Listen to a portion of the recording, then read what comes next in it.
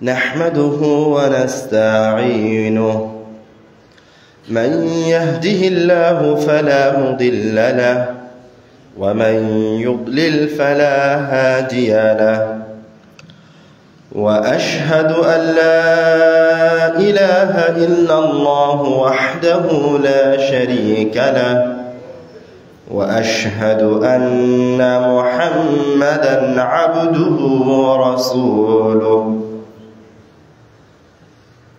أما بعد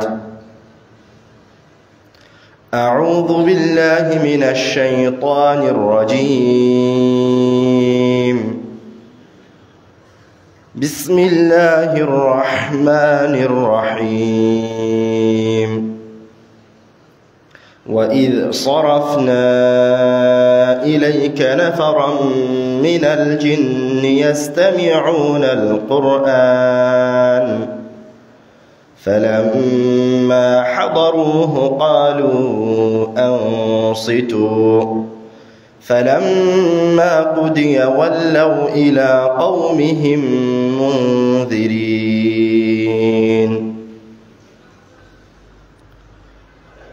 যাবতীয় প্রশংসা সেই মহান রব্বুল আলামিনের শানে নিবেদিত, যার অশেষ কৃপায়, মহিমায়, দয়ায় আমরা আজকে তার মসজিদে উপস্থিত হতে পেরেছি, তার ঘরে উপস্থিত হতে পেরেছি।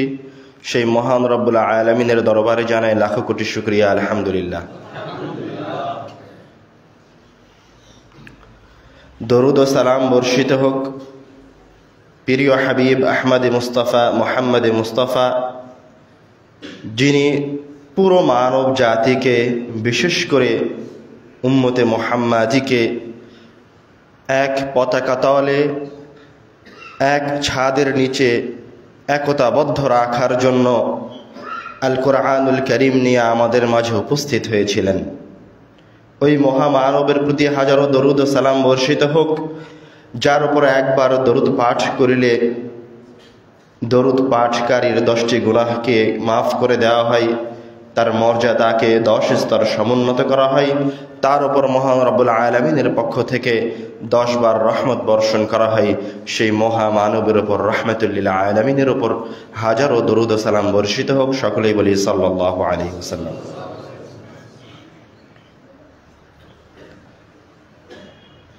আমাদের আজকের জুমার খুতবার সংক্ষিপ্ত আলোচনায় প্রারম্ভে কোরআনুল কারীমের গুরুত্ব, তাৎপর্য,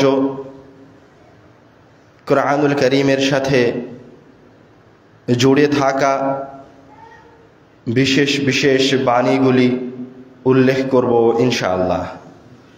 পাশাপাশি সাময়িক প্রসঙ্গ নিয়ে কিছু কথা থাকবে ইনশাআল্লাহ। ওয়া মা তৌফিকি ইল্লা বিল্লাহ।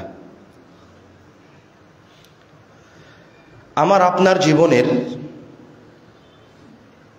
যত দিন রয়েছে, যত সময় রয়েছে, যত বছর পার হয়েছে, তার মাঝে সর্বশ্রেষ্ঠ সময়, সর্বশ্রেষ্ঠ মিনিট, সর্বশ্রেষ্ঠ ঘন্টা, দিন, ওই দিনগুলি, ওই সময়গুলি, যেই সময়গুলি আমাদের কোরআনুল কারীমের সাথে কেটেছে। আমার আপনার জীবনের সর্বশ্রেষ্ঠ সম্পদ, সবচেয়ে মূল্যবান সম্পদ, সবচেয়ে দামি সম্পদ আল কোরআনুল কারীম, যেটি আমাদের এবং এই উম্মতে মুহাম্মাদির এবং স্বয়ং মুহাম্মদ সাল্লাল্লাহু আলাইহি ওয়াসাল্লামের পরিচয় বহন করে।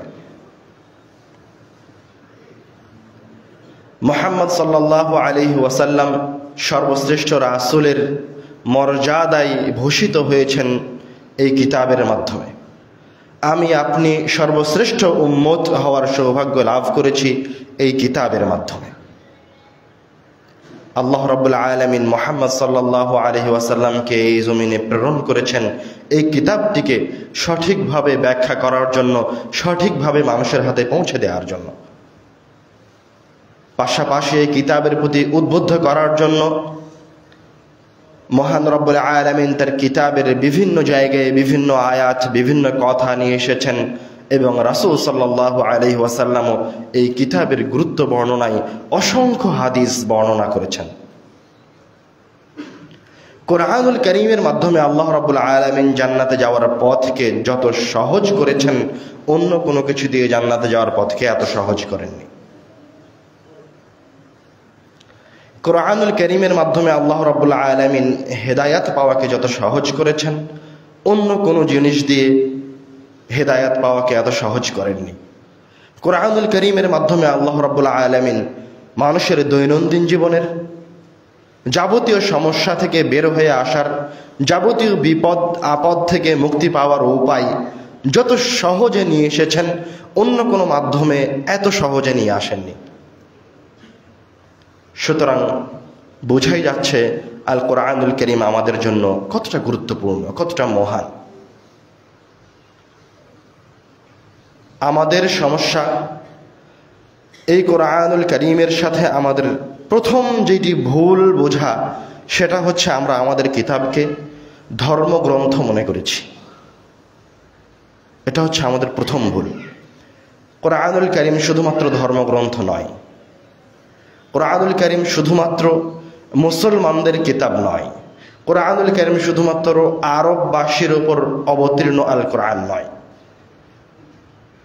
আল্লাহ রাব্বুল আলামিন বলছেন কোরআনুল কারীম প্রত্যেক মানুষের জন্য, সে চাহে মুসলমান হোক, ইহুদি হোক, খ্রিস্টান হোক, নাসারা হোক, নাস্তিক হোক, ধনী হোক, গরিব হোক, ফকির হোক, মিসকিন হোক, কোরআনুল কারীম এই পৃথিবীতে বসবাস করে এমন প্রত্যেক মানুষের জন্য।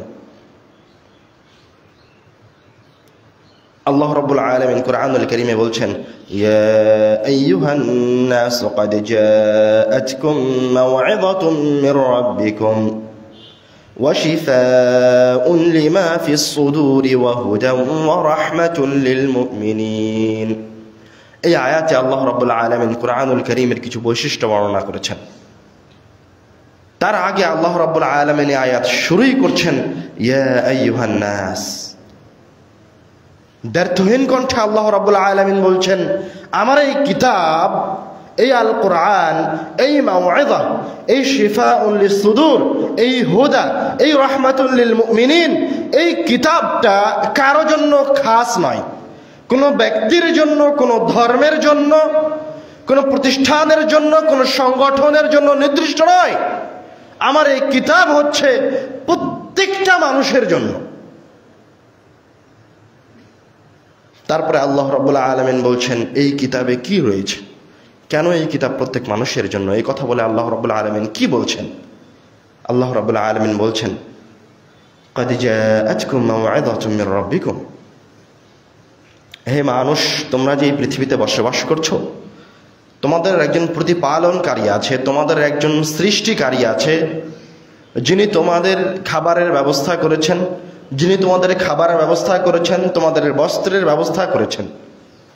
উনি মহান রব্বুল আলামিন ক্বাদ জাআতকুম মাও'ইযাতুম মির রাব্বিকুম, তোমাদের নিকটে একটি কিতাবকে প্রেরণ করছেন, যে কিতাবটি হচ্ছে তোমাদের জন্য উপদেশ বাণী, মাও'ইযা। হে মানব জাতি, তোমরা যদি মনে করো তোমাদের উপদেশের প্রয়োজন রয়েছে, তোমাদের নসিহার প্রয়োজন রয়েছে, তাহলে তোমরা এই কিতাবের কাছে আসো। এই কিতাব তোমাদেরকে নসিহা প্রদান করবে। এই কিতাব তোমাদেরকে তোমাদের সংকটাময় অবস্থা থেকে বের করে নিয়ে আসবে। তোমরা যে দ্বিধা বিভক্ত, তোমরা যে বিভ্রান্ত, তুমি যে চিন্তিত, তোমার যে উপদেশের প্রয়োজন, তা আল্লাহ রাব্বুল আলামিন বলছেন এই কিতাব হচ্ছে তোমাদের প্রত্যেকের জন্য উপদেশ, তোমার প্রত্যেকটা সমস্যার জন্য উপদেশ। তোমার ব্যক্তিগত জীবন, তোমার পারিবারিক জীবন, তোমার রাজনৈতিক জীবন, তোমার অর্থনৈতিক জীবন, তোমার জীবনের যাবতীয় সমস্যার জন্য এই কিতাব হচ্ছে উপদেশ বাণী। এই কিতাবের কাছে আসো, তুমি সর্বশ্রেষ্ঠ সবচেয়ে উত্তম উপদেশ পাবে। ওয়া শিফাউন লিমা ফিস সুদুর। তুমি এই কিতাবের উপদেশ নিতে এসে ভয় পেও না, তুমি এটা মনে করিও না তুমি তো পাপাচারে লিপ্ত হয়েছিলে, তুমি পাপী, তুমি নিকৃষ্ট বান্দা, তুমি মনে করিও না তুমি হিন্দু খ্রিস্টান, তুমি মনে করিও না তুমি নাফরমান, তুমি প্রতিপালকের নাফরমানি করেছো, তুমি এই কথা মনে করিও না। এই কিতাব তোমাকে উপদেশ দিবে উন্মুক্ত হৃদয়, শিফাউন লিমা ফিস সুদুর, এবং তোমার অন্তর, তোমার এই হৃদয়ে যত পাপাচার রয়েছে, যত ভ্রষ্টতা রয়েছে, তোমার এই যে বক্র অন্তর রয়েছে, এই অন্তরকে শিফাউন লিমা ফিস সুদূর, তোমার এই অন্তরকে আরোগ্য প্রদান করবে।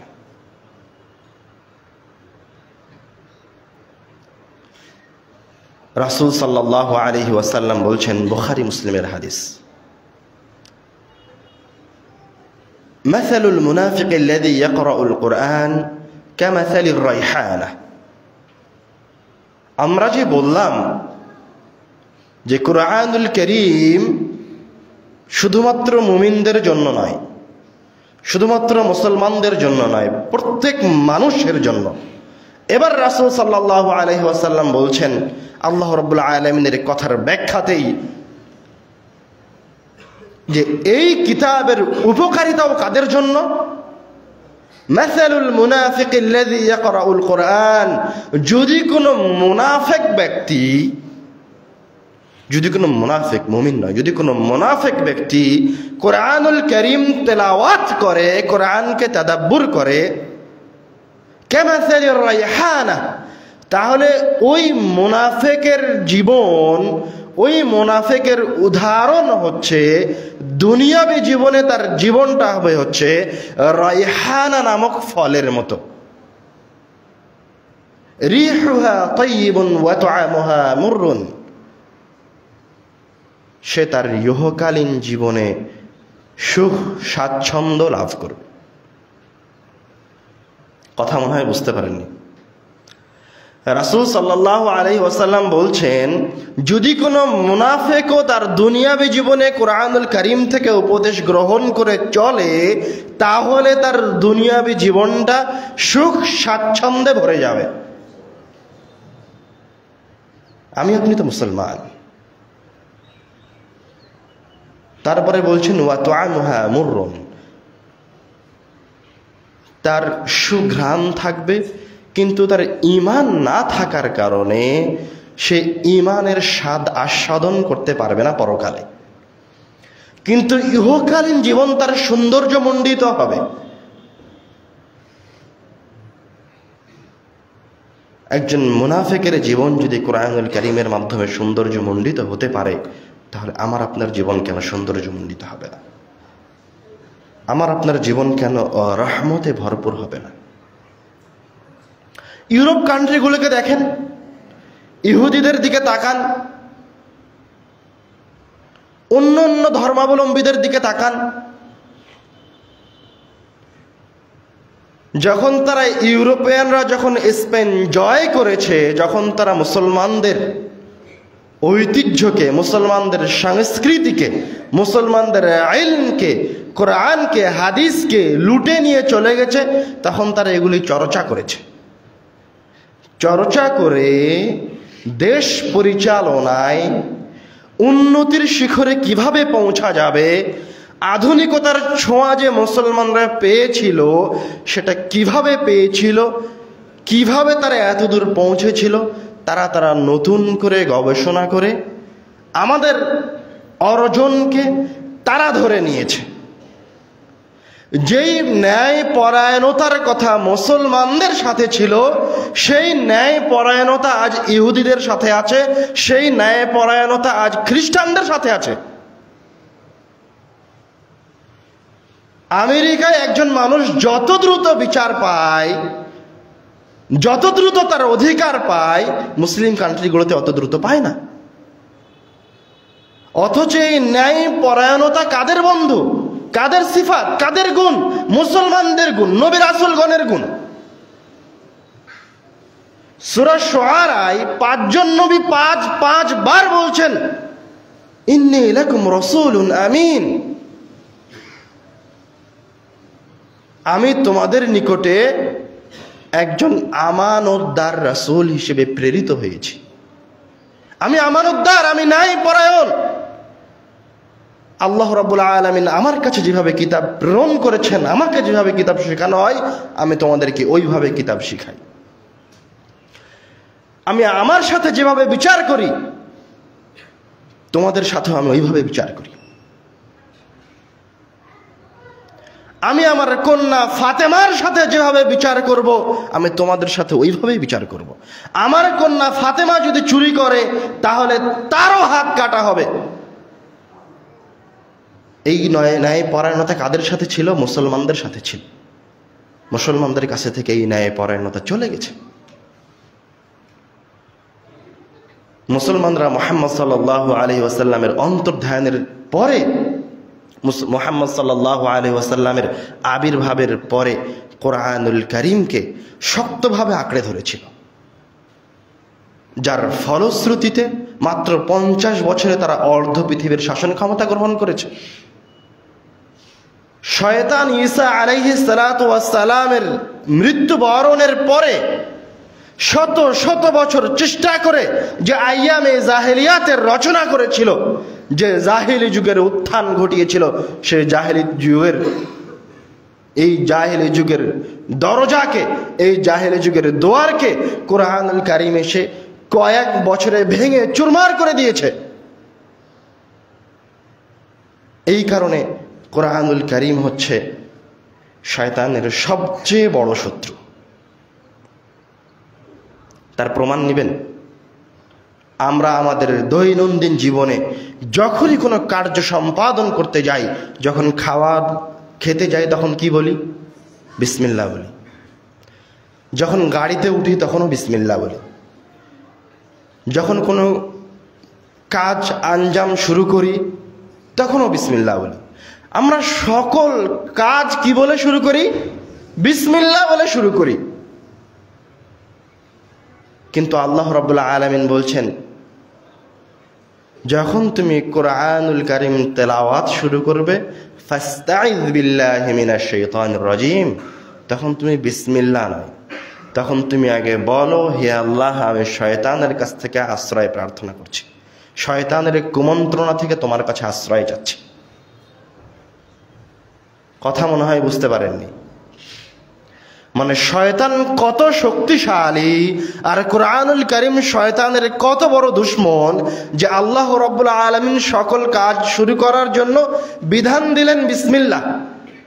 আর কোরআনুল কারীম শুরু করার জন্য ওয়াজিব আউযু বিল্লাহি মিনাশ শাইতানির রাজিম আবশ্যকভাবে পড়তে হবে, তেলাওয়াত করতে হবে, যাতে করে কোরআনুল কারীম যে আপনি শ্রবণ করছেন, তেলাওয়াত করছেন, এই তেলাওয়াত যেন আপনার অন্তরে প্রভাব বিস্তার করে।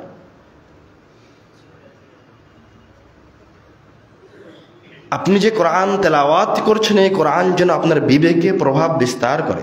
কেননা যদি শয়তান থেকে পরিত্রাণ না চাওয়া হয়, তাহলে শয়তান আপনার অন্তরে, আপনার বিবেকে অবস্থান করবে। আল্লাহ রাব্বুল আলামিন শয়তানকে এই শক্তি দিয়ে রেখেছে, সে আপনার রগে, শিরায়, অপশিরায় চলাফেরা করতে পারে, সে আপনার অন্তরে অবস্থান করতে পারে। এই শক্তি দিয়ে রেখেছেন, শয়তান আপনার বিবেকে অবস্থান করতে পারে। শয়তানকে শুধু এই শক্তি দেওয়া হয়নি, শয়তানের ক্ষমতা শুধু এই জায়গায় সীমাবদ্ধ নয়। আপনার যেই সন্তান দুনিয়াতে আসেনি, যেই সন্তান আপনার স্ত্রীর গর্ভে এখন আসেনি, এখনো আপনার পাঁজরে শুক্রকীট হয়ে আছে, সেই শুক্রকীটকে নিয়ে, সেই সন্তানকে নিয়ে শয়তান তার পরিকল্পনা করে। এই জন্য রাসূল সাল্লাল্লাহু আলাইহি ওয়াসাল্লাম, কেউ যদি সৎ সন্তান মানুষ করতে চায়, সৎ সন্তান চায়, যে শয়তান হবে না, এরকম সন্তান যদি কেউ চায়, তো রাসূল সাল্লাল্লাহু আলাইহি ওয়াসাল্লাম আমাদের পিতামাতাদের জন্য একটা দোয়া শিখিয়ে দিয়েছেন। দোয়াটা কি? যখন তারা উভয় মিলনে লিপ্ত হবে তখন বলবে, আল্লাহুম্মা জান্নিবনা শাইতানা ওয়া জান্নিবিশ শাইতানা মা রাযাকতানা। আপনারা তো কখনো এই দোয়ার মর্মার্থ খুঁজে বের করার প্রয়োজন মনে করেননি। আজকে মনোযোগ সহকারে শুনেন। মিলনের আগে যে দোয়া পড়বে সেই দোয়াটা হচ্ছে, আল্লাহুম্মা জান্নিবনা শাইতান, হে আল্লাহ, আমাকে আর আমার স্ত্রীকে শয়তানের প্ররোচনা থেকে দূরে রাখুন, শয়তান থেকে দূরে রাখুন। ওয়াজান্নিবিশ শাইতানা মা রাযাকতানা, এবং আমাদের মিলনের ফলে যে সন্তানের পৃথিবীতে আসবে, ওয়াজান্নিবিশ শাইতানা মা রাযাকতানা, তাকেও এই শয়তান থেকে দূরে রাখুন। চিন্তা করতে পারেন রাসূল সাল্লাল্লাহু আলাইহি ওয়াসাল্লামের বিধান কতটা নিখুঁত। আর শয়তানের পরিকল্পনাও কতটা বড়, কতটা মহান, কতটা কুচক্রান্তকারী। আল্লাহ রাব্বুল আলামিন নিজে শয়তানকে কোরআনুল কারীমে বলছেন শয়তান হচ্ছে সুলতান। শয়তান কোনো ছোটখাটো জিনিস নয়। খারাপ মানুষ যদি আপনার বাড়িতে ঢুকে যায়, চোর ডাকাত যদি আপনার বাড়িতে আসে, কুকুর যদি আপনার বাড়িতে ঢুকে যায়, তো আপনি তাকে লাঠি দিয়ে পিটিয়ে ধাক্কা দিয়ে বের করে দিতে পারবেন। কিন্তু শয়তান এমন একটা জিনিস যাকে আপনি আপনার দেহের কোনো অঙ্গ প্রত্যঙ্গ ব্যবহার করে বের করতে পারবেন না। শয়তান থেকে বাঁচার জন্য আপনাকে কি করতে হবে? যেই উপায় আল্লাহ রাব্বুল আলামিন বলে দিয়েছেন ওই উপায়ে, ওই পদ্ধতিতেই আসতে হবে। এছাড়া শয়তান থেকে বাঁচার দ্বিতীয় কোনো উপায় নাই। আমরা বলছিলাম আল্লাহ রাব্বুল আলামিন কোরআনুল কারীমের কিছু বৈশিষ্ট্য বর্ণনা করেছেন। তার প্রথম বৈশিষ্ট্য হচ্ছে কোরআনুল কারীম মানুষকে উপদেশ প্রদান করতে পারে।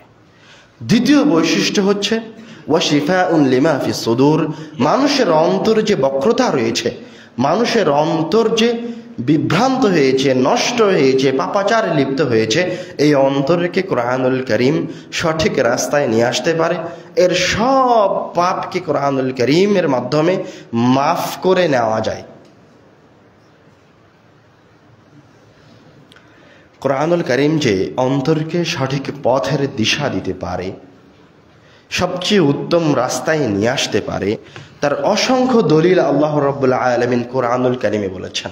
তার একটা আয়াত আল্লাহ রাব্বুল আলামিন বলছেন, ইন্না হাযাল কুরআনা ইয়াহদি লিল্লাতী হিয়া আকওয়াম। এই কোরআনুল কারীমের কাছে যদি তোমরা আসো, এই কোরআনুল কারীমকে যদি তোমরা আঁকড়ে ধরো, ইয়াহদি লিল্লাতী হিয়া আকওয়াম, তাহলে কোরআনুল কারীম তোমাদের হাতটা ধরে তোমাদেরকে সবচেয়ে সঠিক রাস্তায় পৌঁছে দিবে, যে রাস্তায় কোনো আঁকা বাঁকা নাই। সঠিক রাস্তা বলতে, কোরআনুল কারীমের হেদায়াত বলতে আমি আপনি মনে করেছি যে এই হেদায়াত মনে হয় শুধু জান্নাতে যাওয়া। পদে পদে আমরা কোরআনুল কারীমকে ভুলভাবে বুঝেছি। কোরআনুল কারীম শুধুমাত্র পরকালীন মুক্তির কিতাব নয়। আমরা প্রথমে একটা কথা বলেছিলাম, কোরআনুল কারীম শুধু মুসলমানের কিতাব নয়। আমাদের দ্বিতীয় কথা হচ্ছে কোরআনুল কারীম শুধু পরকালীন মুক্তির কিতাব নয়। কোরআনুল কারীমে আপনার দুনিয়াবী জীবনের যাবতীয় সমস্যা থেকে মুক্তির উপায় আছে। আমরা তো বললাম মুনাফিকও যদি কোরআনুল কারীমের উপর চলে, তো আল্লাহ রাব্বুল আলামিন তার জীবনটাকে এই ইহকালে সৌন্দর্যমণ্ডিত করে দিবেন। আল্লাহ রাব্বুল আলামিন বলছেন, ইন্না হাযাল কুরআনা ইয়াহদি লিল্লাতী হিয়া আকওয়াম। তোমরা এই কিতাবের কাছে আসো, এই কোরআনের কাছে আসো, এই কোরআনুল কারীমের ছায়াতলে একতাবদ্ধ হও। ইয়াহদি লিল্লাতী হিয়া আকওয়াম, তোমাদের জীবনের প্রত্যেকটা জায়গায়, প্রত্যেকটা পদে পদে, প্রত্যেকটা সিদ্ধান্তহীনতায়, প্রত্যেকটা ক্ষেত্রে কোরআনুল কারীম তোমাদেরকে সঠিক রাস্তায়, সঠিক জায়গায়, সঠিক সিদ্ধান্তে উপনীত হতে সহযোগিতা করবে।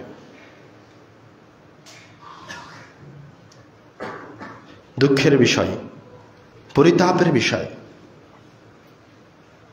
দুনিয়াবী জীবনের মুক্তির পথ হিসেবে আমরা বিভিন্ন দল, বিভিন্ন সংগঠনকে মনে করেছি। দুনিয়াবী জীবনের মুক্তির হিসাব, দুনিয়াবী জীবনের মুক্তির উপায় হিসেবে আমরা বিভিন্ন আলেম, বিভিন্ন মুফাসসির, বিভিন্ন দরবেশ, বিভিন্ন মাজারকে মনে করেছি। অথচ এই বিভ্রান্ত দলগুলি, এই বিভ্রান্ত ফেরকাগুলি, এই বিভ্রান্ত মাযহাব মানহাজগুলি, এই কবর যারা লালন পালন করছে, যারা এগুলির দায়িত্বশীল, তারা কেউ আপনাদেরকে কোরআনুল কারীম আর সুন্নাতের ছায়াতলে ডাকে না। কেউ কোরআনুল কারীমের আয়াতগুলিকে অনুবাদ করে শোনায় না যে তোমার যাবতীয় সমস্যার সমাধান কোরআনে আছে। তুমি যত বড় পাপী হও না কেন, আরে তুমি তো পাপী মুমিন হওয়ার পরে তুমি তো মুমিন, তোমার তো ঈমান আছে। যে ঈমানই নাই, যার ঈমানই নাই, যে মুসলমানই নয়, তারও মুক্তির উপায় আছে কোরআনে। তো তুমি তো মুমিন, তুমি কিভাবে মাজারে যাও? তুমি কিভাবে মনে করো যে একটা দলের ছায়া তলে একত্রিত হলেই কেবল ইহকালীন এবং পরকালীন জীবনের মুক্তির উপায় হবে? সবার আগে, সকল কিছুর আগে প্রত্যেক ব্যক্তির, প্রত্যেক পরিবারের, প্রত্যেক সমাজের এবং প্রত্যেক দলের দুস্তুর এটাই হতে হবে যে আমাদের কোনো কাজ, আমাদের কোনো কার্যক্রম যদি কোরআন আর হাদিসের বিরোধী হয়, তাহলে তোমরা আমাদেরকে পরিত্যাগ করিও।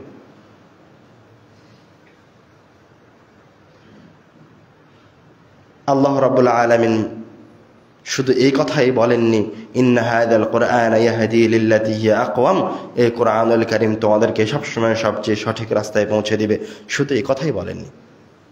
আল্লাহ রাব্বুল আলামিন বলছেন, ওয়ালাকিন জাআলনাহু নূরান নাহদি বিহি মান নাশা, আমি এই কিতাবকে, এই আল কোরআনকে একটা প্রদীপের মতো করে দিয়েছি। নাহদি বিহি মান নাশা,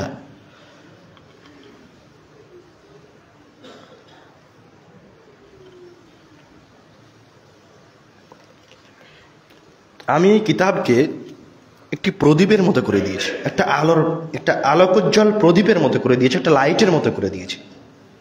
নাহদি বিহি মান নাশা, যখন কেউ এই আলোর নিচে এসে আশ্রয় প্রার্থনা করবে, যখন এই প্রদীপের কাছে কেউ আসবে, নাহদি বিহি মান নাশা, আমি তাকে তার অজান্তেই হেদায়েতের পথে নিয়ে আসব। আল্লাহ রাব্বুল আলামিন বলছেন এই কিতাব হচ্ছে হাদি। হেদায়েত দানকারী কে? আল্লাহ রাব্বুল আলামিন। আল্লাহ রাব্বুল আলামিন আরেকটা জিনিসের মাঝে এই হেদায়াত দেওয়ার শক্তি দিয়ে রেখেছেন, এই হেদায়াতের ক্ষমতা দিয়ে রেখেছেন এই পৃথিবীতে একটা জিনিসের মাঝে, সেটা হচ্ছে কোরআন। কোরআনের হেদায়াত কি?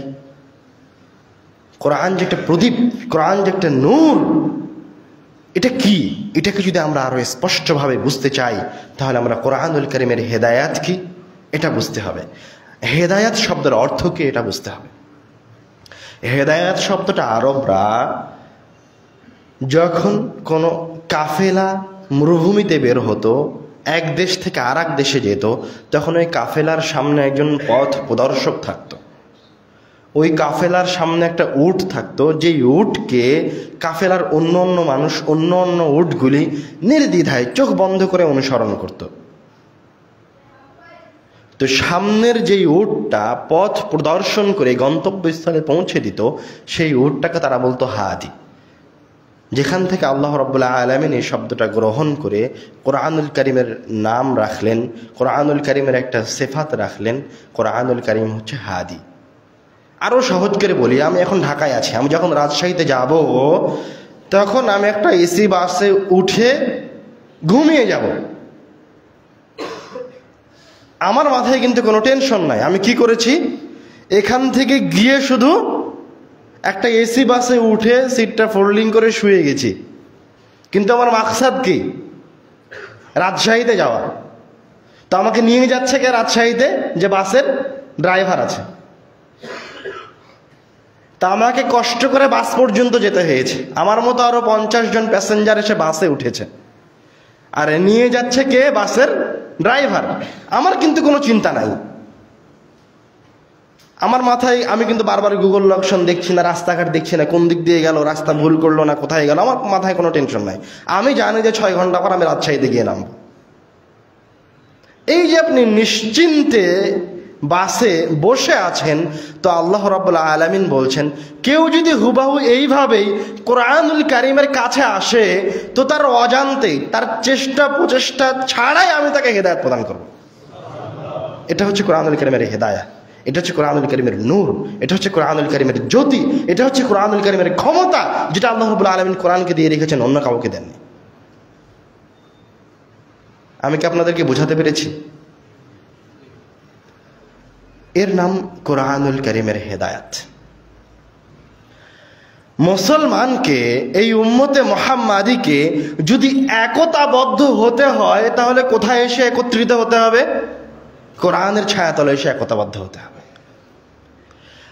আমি আপনি যত বেশি শক্তভাবে আমাদের ধর্মকে আঁকড়ে ধরব, যত মজবুতভাবে কোরআন এবং সুন্নাহকে আঁকড়ে ধরব, তত দ্রুত আমরা এই দুনিয়ার ফিতনা থেকে মুক্তি পাব। আমরা যত দ্রুত আমাদের ধর্মের ছায়াতলে আশ্রয় গ্রহণ করব, যত দ্রুত আমরা ধর্মান্ধ হব, তত দ্রুত আমরা অন্য দেশের অন্য ধর্মের কুচক্রান্ত থেকে বের হয়ে আসতে পারব। যখনই ধর্ম থেকে সরে যাব, তখনই পাশ্চাত্যের ছায়াতলে চলে যাব। যখনই ধর্ম থেকে সরে যাব, তখনই আমাদের মাথায় আসবে যে আমাদেরকে ইন্ডিয়ার সাথে কম্প্রোমাইজ করতে হবে, আমাদেরকে আমেরিকার সাথে কম্প্রোমাইজ করতে হবে।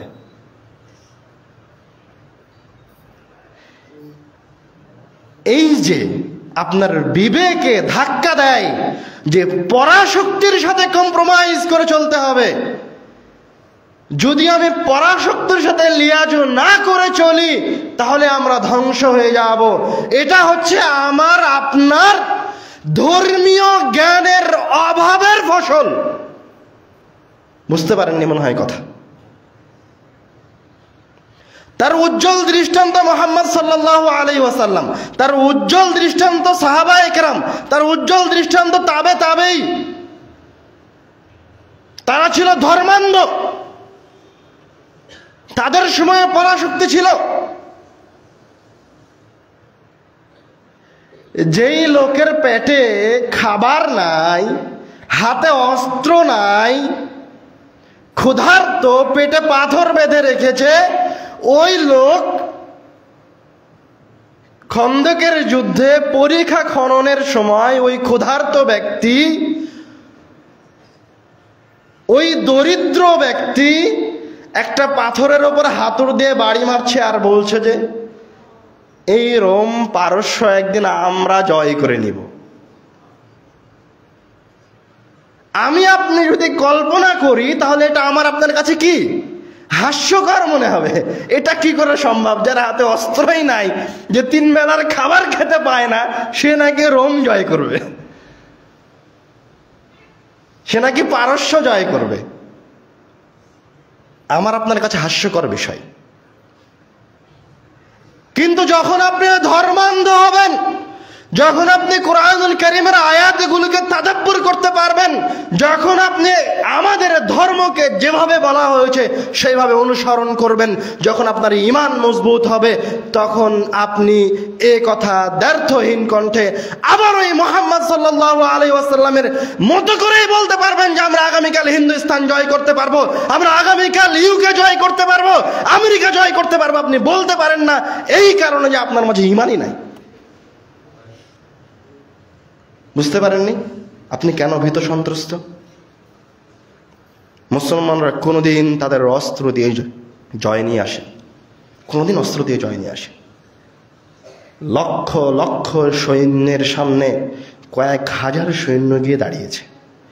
যদি লক্ষ লক্ষ সৈন্য শুধু তাদের ঘোড়া নিয়ে দৌড়ে চলে যায়, তো নিমিষেই কয়েক ঘন্টার মাঝে সব মুসলমান সৈন্য ঘোড়ার পায়ে পৃষ্ঠ হয়ে মারা যাবে।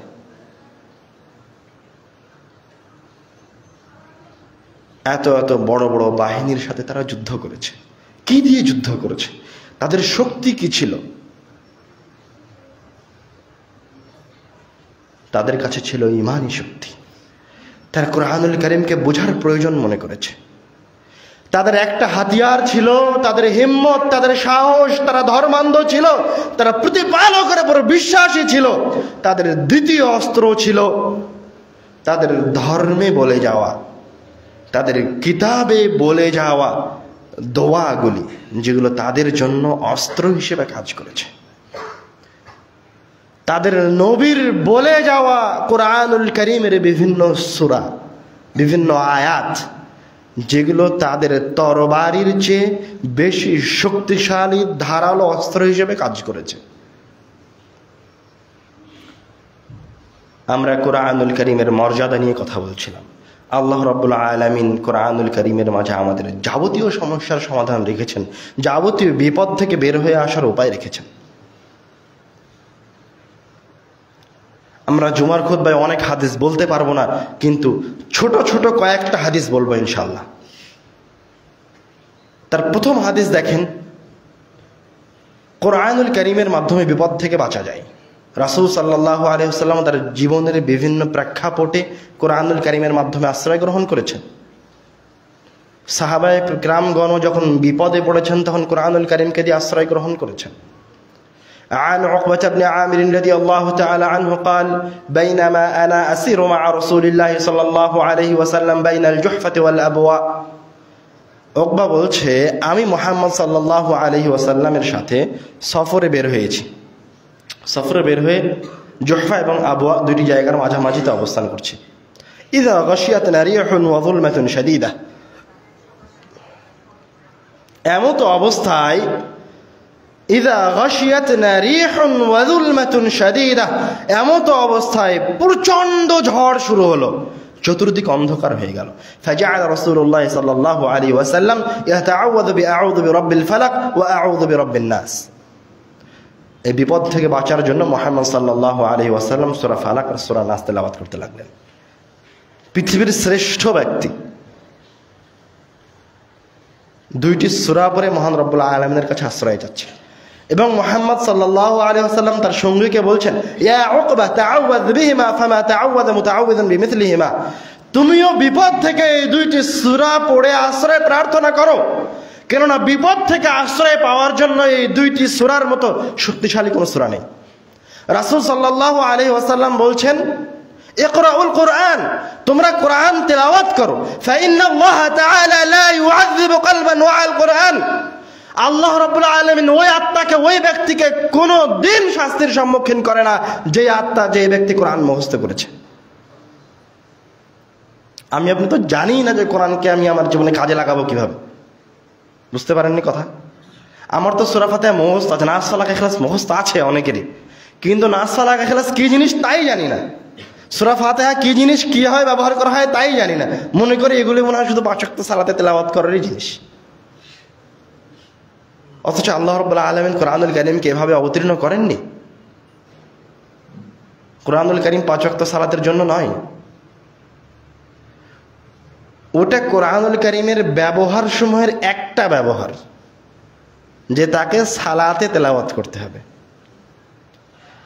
বরঞ্চ সালাতকে মহিমান্বিত করা হয়েছে কোরআনুল কারীম দিয়ে। ইবনে তাইমিয়া বলছেন যে সালাতের মাঝে সবচেয়ে উত্তম কথা, সবচেয়ে উত্তম বাণী যেটা আমরা বলি সালাতের মাঝে, সেটা হচ্ছে সূরা ফাতিহা।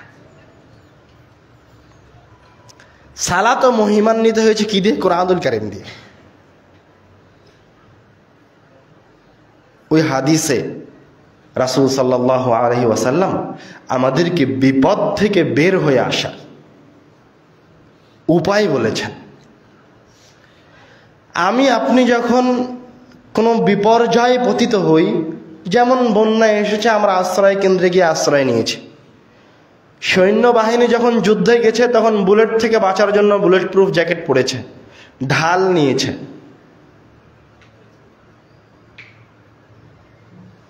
তো রাসূল সাল্লাল্লাহু আলাইহি ওয়াসাল্লাম বলছেন মাধ্যম আমাদেরকেও গ্রহণ করতে হবে। যতটুকু আমাদের আয়ত্তে আছে আমরা ততটুকু মাধ্যম গ্রহণ করব। যদি ঢাল থাকে তো ঢাল নিব, যদি বুলেট প্রুফ জ্যাকেট আমার কাছে থাকে তো বুলেট প্রুফ জ্যাকেট পরিধান করব। করার পরে আমি কি করব? আমাদের এই ইহতিকাদ এটা নয় যে বুলেট প্রুফ জ্যাকেট আমাকে কারো গুলি থেকে রক্ষা করবে, এটা আমাদের মুসলমানদের বিশ্বাস নয়। আশ্রয় কেন্দ্র আমাকে বন্যা থেকে বাঁচাবে, এটা মুসলমানদের বিশ্বাস নয়। নূহ আলাইহিস সালামের সন্তান বলল, আমি সবচেয়ে উঁচু পাহাড়ে গিয়ে আশ্রয় নিব। ওই পাহাড় বন্যা ডুবাতে পারবে না। আমাদের ইতিকাদ কি? কোন জিনিসটা আমাদেরকে বিপদ থেকে বাঁচাবে, কোন জিনিসটার কারণে পরাশক্তি আমাদের উপর হামলা করলেও জয়ী হতে পারবে না। রাসূল সাল্লাল্লাহু আলাইহি ওয়াসাল্লাম বলছেন, লা ইউআযযিবু কলবান ওয়াল কুরআন ওয়া ইন্না হাযাল কুরআনা মা'জাবাতুল্লাহ ফামান দাখালা ফীহি ফাহুয়া আমিন। তোমরা বন থেকে বাঁচার জন্য সেফ হাউসে গিয়ে আশ্রয় গ্রহণ করো, কিন্তু তোমার কাছে সেফ হাউস নাই। তুমি মুসলমান, তোমার অন্তরে ঈমান আছে, তুমি কি করো? ইন্না হাযাল কুরআনা মা'জাবাতুল্লাহ।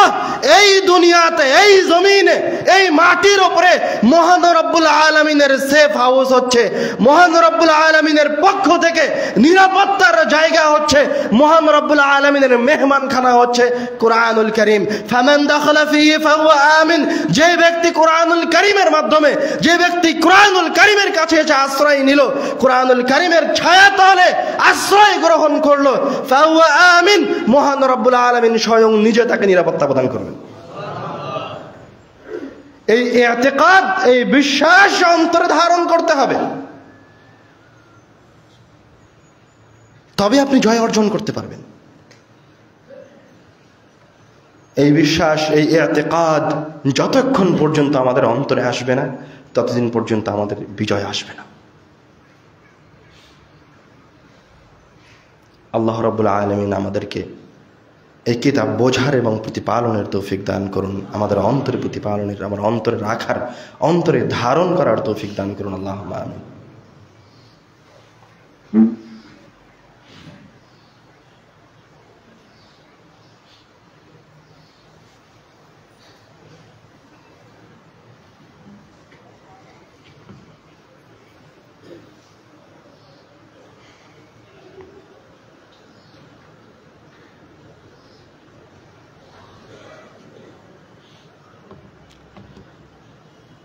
আমাদের আলোচনার দ্বিতীয় অংশে আমাদের দেশের বর্তমান প্রেক্ষাপট নিয়ে কয়েকটি কথা আমরা আমাদের আলোচনার শুরুর অংশে, প্রথম অংশে এই কথা, এই বাণী দ্ব্যর্থহীন কণ্ঠে বলেছি এবং আপনাদেরকে বোঝানোর চেষ্টা করেছি যে কোরআনুল কারীম এবং সুন্নাহ হচ্ছে আমাদের নাজাতের উপায়।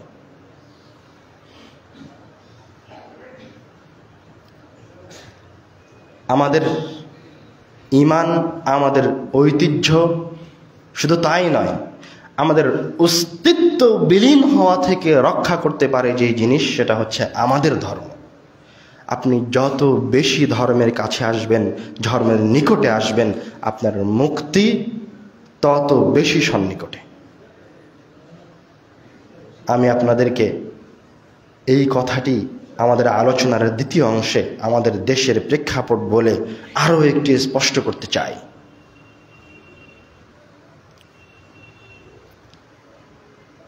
আমি নিজে যখন মিশরে অবস্থান করছিলাম, আপনারা অনেকেই অবগত আছেন, ফিলিস্তিনিদের জন্য ত্রাণ কার্যক্রম পরিচালনায় আমি সশরীরে অংশগ্রহণ করেছি। আলহামদুলিল্লাহ, আল্লাহ রাব্বুল আলামিন আমাকে এই তৌফিক দিয়েছিলেন এবং যারা আপনারা অর্থ সম্পদ দান করে ওই রকম একটি ফজিলতপূর্ণ কাজে অংশগ্রহণ করেছেন, আল্লাহ রাব্বুল আলামিন তাদের দানগুলিও কবুল করুক। কিন্তু ফিলিস্তিনিদের মাঝে দান এবং ত্রাণ কার্যক্রম পরিচালনা করতে গিয়ে কয়েকটা জিনিস আমি হাড়ে হাড়ে উপলব্ধি করেছি। শুধু তাই নয়, আজহার বিশ্ববিদ্যালয়ে অধ্যয়নকালীন সময়ে আমি ফিলিস্তিনিদের অনেক কৃষ্টি কালচারের, তাদের অনেক ব্যবহারের, আচরণের সম্মুখীন হয়েছি। তাদের যে অধঃপতন ঘটেছে, এটা কিন্তু তাদের নিজেদের কারণে। এমন নয় যে পরাশক্তি ইসরায়েল হামলা করেছে তাই তাদের অধঃপতন ঘটেছে, এ কথা নয়। যদি এই কথাই হয় তাহলে মহান রব্বুল আলামিনের কথা মিথ্যা প্রমাণিত হবে, আর মহান রব্বুল আলামিনের কথা কোনোদিন মিথ্যা না। আমার একটা দিনের খুব কষ্টের কথা, ওদের অবস্থা যখন আমি দেখি তখন আমার নিজের চোখে অশ্রু আসে। আমাদের ক্যাম্পাস থেকে আমাদেরকে মিশরের পুরাতন নগরী লোকসর আসওয়ানের দিকে সফরে নিয়ে যাওয়া হয়েছিল, যেখানে ফিলিস্তিনীয় 5-6 জন যুবক ছেলে ছিল। তো তাদের মাঝে যে অভিজ্ঞতার কথা আমি শেয়ার করতে যাচ্ছি আপনাদের সাথে, সেটা হচ্ছে আজহার বিশ্ববিদ্যালয়ে অধ্যয়ন করা সত্ত্বেও, যেহেতু ইউনিভার্সিটি কোনো পাবন্দি নাই, সবাই সবার মতো থাকে, সবার মতো খায়, সবার মতো চলে, তো আমরা যখন ওই বাসে এসেছি, একত্রিত হয়েছি, ওই জায়গায় সব ছাত্র বিভিন্ন দেশের, আজহার বিশ্ববিদ্যালয়ে প্রায় 123টা দেশের ছাত্র পড়াশোনা করে।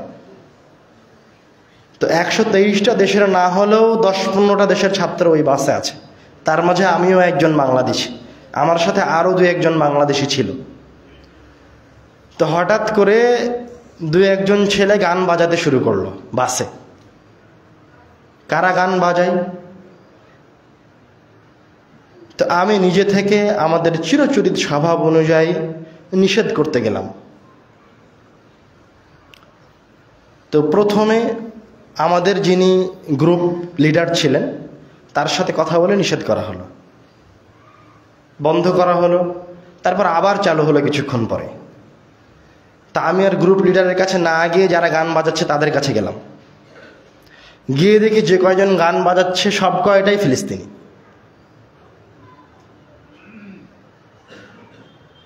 সব কয়টাই কি ফিলিস্তিনি, গাজার। তা আমি ওদেরকে অনুরোধ করলাম গান বাজানো বন্ধ করার জন্য। শুধু তাই নয়, আব্বু আমার সাথে ত্রাণ কার্যক্রম বিতরণে ছিলেন। একটা ত্রাণ কার্যক্রম বিতরণে আব্বু আমার সাথে ছিলেন। আব্বু বলতে শাইখ আব্দুর রাজ্জাক বিন ইউসুফ। তো তাদের কাছে তারা কোরআন মাজিদ পড়তে জানে, পড়ে, তারা ধর্ম বুঝে, তারা এই কথা জানে যে ডান হাত দিয়ে কোনো জিনিস গ্রহণ করতে হয়, তারা এই কথা জানে যে ডান হাত দিয়ে খেতে হয়, তারা এই আখলাকগুলো সম্পর্কে অবগত, কিন্তু এগুলির কোনো চর্চা তাদের মাঝে নাই। আব্বু যতবার তাদের হাতে টাকা উঠিয়ে দিতে যায় সাধারণতই ওরা বাম হাত দিয়ে গ্রহণ করে। আব্বু কয়েকবার নিষেধ করলেন, আমি আবার তাদের ভাষায়, তাদের আঞ্চলিক ভাষায় অনুবাদ করে বললাম যে আপনাদের শায়েখ যিনি ত্রাণ বিতরণের জন্য আপনাদের মাঝে এসেছেন উনি বলছেন যে আপনারা এরপর থেকে কেউ বাম হাতে গ্রহণ করবেন না, সবাই ডান হাতে গ্রহণ করবেন। আখলাক কোথায় গেছে? দিন ধর্ম কোথায় গেছে? শতকরা 80% মানুষের মুখে দাড়ি নাই, টাকরার নিচে কাপড় পরিধান করে, শুধু নামকা ওয়াস্তে মুসলমান। তো তাদের যে অবস্থা হয়েছে এই অবস্থা কিন্তু একদিনে হয়নি। ওরা যে ধর্মকে ছেড়ে দিয়েছে, ওরা শুধু নামে মুসলমান, ওরা যে ধর্মকে ছেড়ে দিয়েছে এটা কিন্তু একদিনে ছাড়েনি। তারা বাম হাতে খাওয়া যখন দেখেছে, যারা ওদেরকে শাসন করে ওদেরকে যখন দেখেছে ওরা বাম হাতে খায়, তখন এরাও বাম হাতে খায়। নীতি নৈতিকতাকে ছেড়ে দিয়েছে।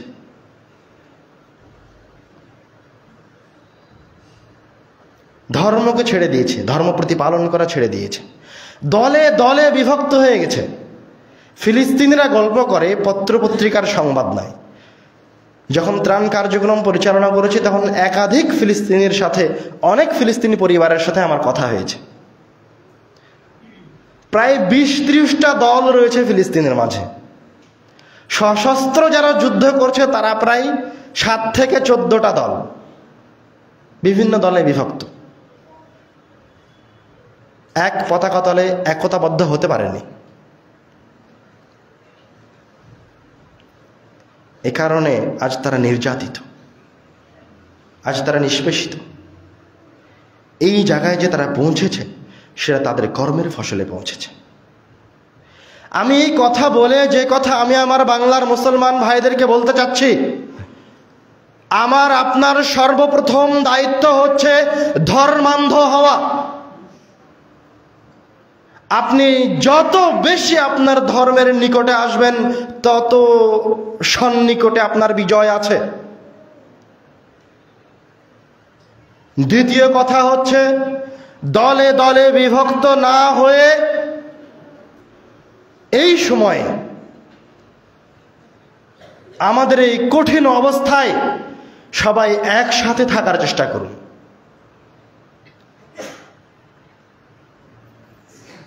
যেই সরকারকে আমরা আমাদের ক্ষমতায় বসিয়েছি, জনগণ যেই সরকারকে নিয়ে এসেছে, সেই সরকারকে দেশ পরিচালনা করার সুযোগ প্রদান করুন। বিভিন্ন জায়গায় বিশৃঙ্খলা করিয়েন না। 15 বছর ফ্যাসিবাদ সরকারের নিচে থেকে এই দেশটা প্রায় ধ্বংসের পথে। এই দেশটা আমাদের অজান্তে হিন্দুস্তানের কোনো প্রদেশ নয়, ইন্ডিয়ার কোনো প্রদেশ নয়। ওরা আমাদের বাংলাদেশকে একটা কলোনি বানানোর যাবতীয় প্রক্রিয়া প্রায় সম্পূর্ণ করেছে। আমাদের দেশ থেকে কাপড় রপ্তানি করার জন্য ইন্ডিয়ার সমুদ্র বন্দর অথবা বিমানবন্দর ব্যবহার করা আবশ্যক ছিল, বাধ্যতামূলক ছিল। আমাদের সোনালী আঁশ পরিকল্পিতভাবে বাংলাদেশের কৃষকের কাছ থেকে হরণ করে নেওয়া হয়েছে। শুধু তাই নয়, বাংলাদেশে এত এত প্রেস থাকতে বাংলাদেশের সকল বই পুস্তকগুলি ইন্ডিয়ার প্রেসে ছাপানো হতো। চিন্তা করতে পারেন? বাংলাদেশের স্বতন্ত্র, বাংলাদেশকে নিজের পায়ে দাঁড় না করিয়ে ইন্ডিয়া থেকে বিদ্যুৎ নিয়ে আসা হচ্ছে। তো 15 বছরে এই দেশটা প্রায় শেষ পর্যায়ে। এই দেশটাকে আবার ঠিক করতে সময়ের প্রয়োজন আছে। এই দেশটাকে ঠিক করতে আরো একটা জিনিসের প্রয়োজন আছে, সেটা হচ্ছে, এক তো আপনারা ফ্যাসিবাদকে এই দেশ থেকে ভাগিয়েছেন, নিষিদ্ধ করা হয়েছে, কিন্তু ফ্যাসিবাদের যে ছোট ভাই আজও রয়ে গেছে, যারা বাংলাদেশের ফ্যাসিবাদের রচনা করে যাওয়া সংবিধানকে নবায়ন করতে বাধা প্রদান করছে, এই ফ্যাসিবাদকেও রুখে দিতে হবে। প্রত্যেক যার অন্তরে ভারতের উপর ভালোবাসা রয়েছে, বাংলার মাটিতে থেকে, তাদেরকে রুখে দিতে হবে। ইসকনকে নিষিদ্ধ করতে হবে। ইসকন একদম স্পষ্ট জঙ্গিবাদী দল। পরিকল্পিতভাবে তারা প্রায় 1 দশক থেকে মুসলমানদেরকে হত্যা করে আসছে।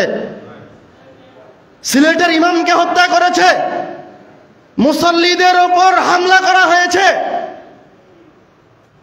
আমি আরো একটা কথা বলতে চাই, এমনকি ইসকন সনাতনী হিন্দুদের ধর্মের নাম নিলেও তারা প্রকৃত ধারার হিন্দু নয়। ওরা ইউরোপ থেকে এসেছে। আপনারা যে আবরার হত্যার কথা জানেন, সেই আবরার হত্যার সাথেও কারা জড়িত? ইসকন জড়িত। ইসকনের তদবিরে আবরারকে হত্যা করা হয়েছে। কেন আবরারকে হত্যা করা হলো? আবরারের ফেসবুক আইডিতে আজকেও ঢোকেন, দেখবেন আবরার ছিল হিন্দুস্তান বিরোধী, ভারত বিরোধী ছিল। আবরার মারা গেছে 7 তারিখে, তার আগের 5 তারিখের পোস্ট দেখেন, সরাসরি ভারত বিরোধী তার লেখা ছিল। কয়েকটা পয়েন্ট সে উল্লেখ করেছে, সময় থাকলে সবগুলো আপনাদেরকে পড়ে শোনাতাম। এই 15 বছরে যারাই ভারত বিরোধিতা করেছে তাদেরকে প্রকাশ্যে অপ্রকাশ্যে হত্যা করা হয়েছে, এবং প্রত্যেকটা হত্যার পেছনে প্রকাশ্যে এবং অপ্রকাশ্যে ভাবে ইসকনের হাত রয়েছে, ভারতের হাত রয়েছে।